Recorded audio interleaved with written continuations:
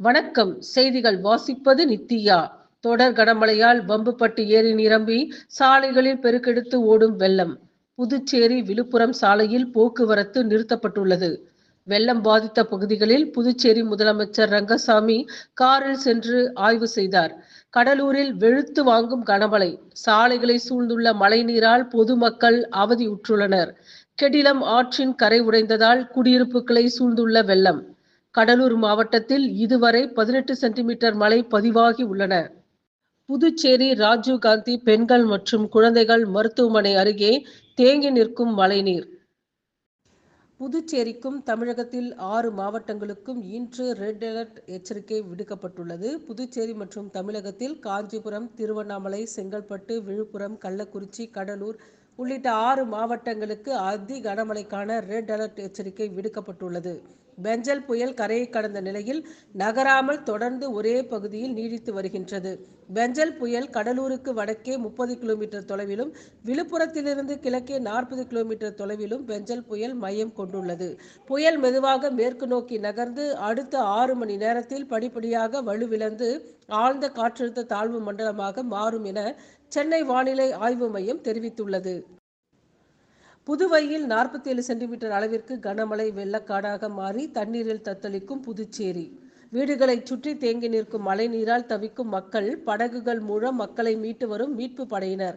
அதிக அளவிலான மழை பொழிந்ததன் காரணமாக புதுவை முழுவதும் வெள்ளக்காடாக காட்சியளிக்கின்றது. புதுவையில் 47 சென்டிமீட்டர் அளவிற்கு கனமழை கொட்டி தீர்த்த நிலையில் அங்குள்ள வீடுகளை சுற்றிலும் மழைநீர் வெள்ளம் போல சூழ்ந்துள்ளது. புதுச்சேரி அருகே நேற்றிரவு பெஞ்சல் புயல் கரையை கடந்த நிலையில் அங்கு 47 சென்டிமீட்டர் அளவிற்கு அதிக கனமழை கொட்டி தீர்த்துள்ளது. தொடர்ந்து புதுவையில் மழை பெய்து வருவதால் பொதுமக்களின் இயல்பு வாழ்க்கை கடுமையாக பாதிக்கப்பட்டுள்ளது. மேலும் அதிக அளவிலான மழை பொழிந்ததன் காரணமாக புதுவை முழுவதும் வெள்ளக்காடாக காட்சியளிக்கின்றது. வீடுகளை சுற்றி தேங்கி நிற்கும் மழைநீரால் தவிக்கும் மக்களை மீட்பு படையினர் படகுகள் மூலம் மீட்டு நிவாரண முகாம்களில் தங்கம் வைத்துள்ளனர். பெஞ்சல் புயலால் கடுமையாக பாதிக்கப்பட்டுள்ள புதுச்சேரியில் பள்ளிகள் முகாம்களாக மாற்றப்பட்டு வருகின்றன. அனைத்து அரசு, தனியார் பள்ளிகள் மற்றும் கல்லூரிகள் முகாம்களாக மாற்றம் செய்யப்பட்டுள்ளன.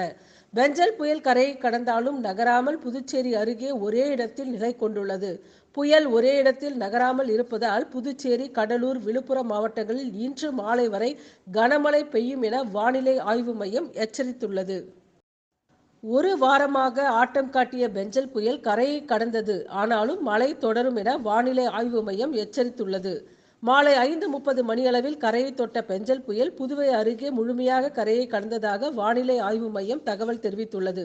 வங்கக்கடலில் உருவான காற்றழுத்த தாழ்வு மண்டலம் நேற்று முன்தினம் பிற்பகல் 2:30 மணிக்கு புயலாக வலுப்பெற்ற நிலையில் இந்த புயலுக்கு பெங்கல் எனவும் பெயர் சூட்டப்பட்டது. இந்த பெங்கல் புயல் மேற்கு வடமேற்கு திசை நோக்கி நகர்ந்து நேற்று மாலைக்குள் சென்னை, புதுச்சேரிக்கு இடையே மாமல்லபுரம், புதுச்சேரி இடைப்பட்ட பகுதியை மையமாக கொண்டு கரையை கடக்கும் எனவும் அறிவிக்கப்பட்டிருந்தது. அதேபோல் மேற்கு தென்மேற்கு திசையில் நகர்ந்து காரைக்கால் மற்றும் மாமல்லபுரம் இடையே புதுச்சேரிக்கு அருகில் கரையை கடந்தது. முதலில் முனைப்பகுதியும், அடுத்து மையப்பகுதியுமான கண் பகுதியும், இறுதியில் வால் பகுதியும் கடந்தது.